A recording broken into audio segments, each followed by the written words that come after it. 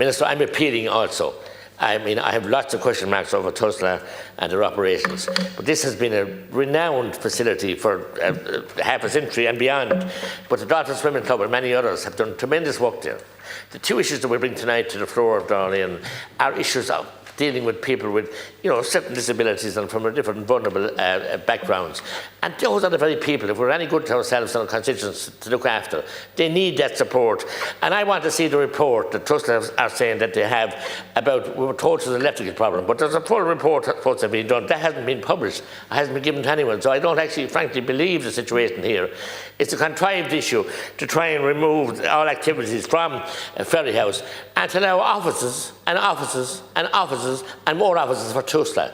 This is not acceptable. This has been a facility looked after deprived children for, as I said, more than half a century and beyond. And the brothers there, first of all, and then the staff there do a wonderful job. So we need honest answers here. Why are Tusla taking over this property? I have other calls to make that into a special needs education facility for Tipperary, but that's not what we're on tonight. We're on the Dalton Swimming Club and the jobs and the employment, but more importantly, the children that are using it, young adults and all, and learning to swim. Thank you, Deputy. I brought my own kids there when I was young, so please, we're asking for an intervention here. Thank you, Deputy. Minister. Look, thank you, deputies, and I can hear that both of you are hugely concerned about what has happened. First of all, can I say, the length of time that the pool has been out of action. There have been significant mechanical and electrical issues identified at the Ferryhouse Pool and Sports Complex. The pool was closed due to a failure of the electrical periodic testing in response to a notification of hazard issued by the electrical contractor on the 20th of February of this year.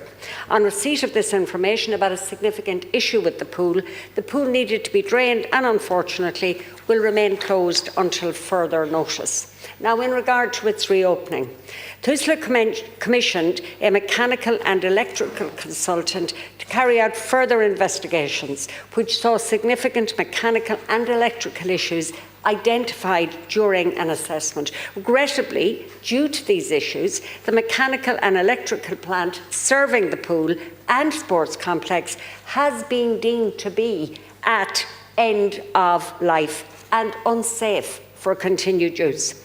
Tusla received an initial cost report at the end of June from the mechanical and electrical consultant, which includes an estimate of the associated costs for mechanical and electrical works only. They have since requested a detailed breakdown and the prioritisation of the works required.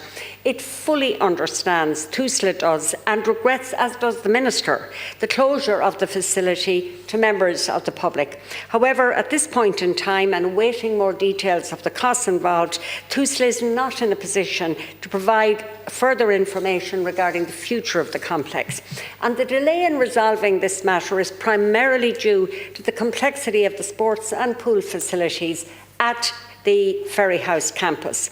The assessment conducted by the mechanical and electrical consultant required considerable time to complete, followed by the drafting of the preliminary report. Additionally, compiling the full scope of associated costs requires input from various specialist services. Tusla's core priorities lie in the delivery of essential services for children and families, including child protection and welfare, educational welfare, psychological services, alternative care, family and community-based supports, and early years services. In this context, significant investment in a public sports complex and pool may not align fully with the organisation's primary remit. As such, any decisions regarding the future of the facility will need to be carefully considered in light of the more detailed final report and cost analysis.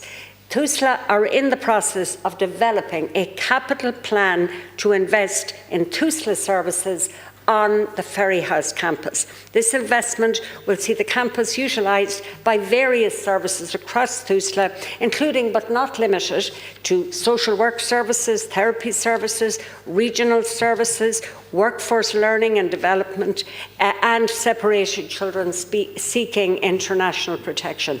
And that's just some of them. All of these services will benefit the local community. And the next steps, which is I know what you're interested in, further discussions discussions will now be required on the future operating model and appropriate funding mechanism with the local authority and the local sports partnerships, given the scale of investment required and the ongoing operating costs associated with the operation of the swimming pool. TUSLA welcomes suggestions from local authorities or sports partnerships to work together to find a way forward to the resolution of the closure of the swimming pool. TUSLA will continue to engage with all stakeholders to find an appropriate solution for the long-term future of the swimming pool at Ferryhouse. It's right to support my colleague, please, I'm imploring you. And I have an issue with TUSLA. They can't even account for the 50-odd children, and God forgive me, that have gone missing in their care, in state care, the last number of years. I know there's a meeting here tomorrow to discuss that also. So why are TUSLA involved in this premises at all? It's a wonderful facility, and as I said, we have two wonderful schools in Cashel called Engerson and called Cormac, a great record of special needs education, where we need another one in South Tipperary. Nino getting one badly needed, and Westwater, but it's on the border there. So I think TUSLA need to be removed from this institution. They haven't engaged, as Deputy Murphy said. They're not listening, and they have no intention of engaging with stakeholders either. So I'm pleading with you to intervene here and to keep this facility. I mean, the people providing the lessons there now, they have contracts and they're employed. Sure, they have some rights as well. Clonmel swimming pool is as a 5-year waiting. I thank Rockwell as well who are helping out, but it just can't function. It's a big town and big part of Tipperary, so this is not acceptable. Thank you, Deputy. Thank you, Les Clan. Look, deputies, all I can say is what I've said to you earlier, that further discussions will be required on the future operating model, and I can't say anything more than that.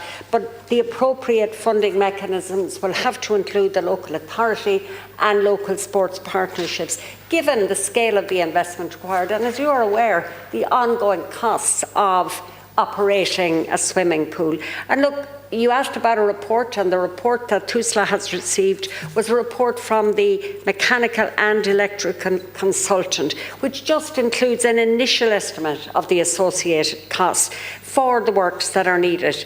TUSLA has required a detailed breakdown and prioritisation of the works that are required.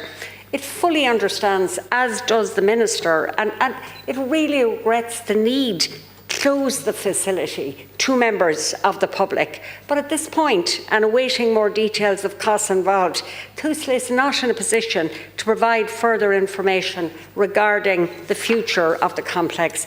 The Minister emphasises the core priorities of investment for TUSLA lie in the delivery of services that are essential to meet TUSLA's functions, including child protection and welfare, educational welfare, psychological services, alternative care, family and community-based supports, early years services. And in this context, significant investment in a public sports complex and pool may not align fully with the organisation's primary remit, and as such, any decisions regarding the future of the facility will have to be carefully considered in light of the final report and cost analysis. Can I say that the Minister again stresses that further discussions will be required on the future operating model and appropriate funding mechanism with the local authority, sports partnerships, as I said, given the scale of the investment required and the ongoing costs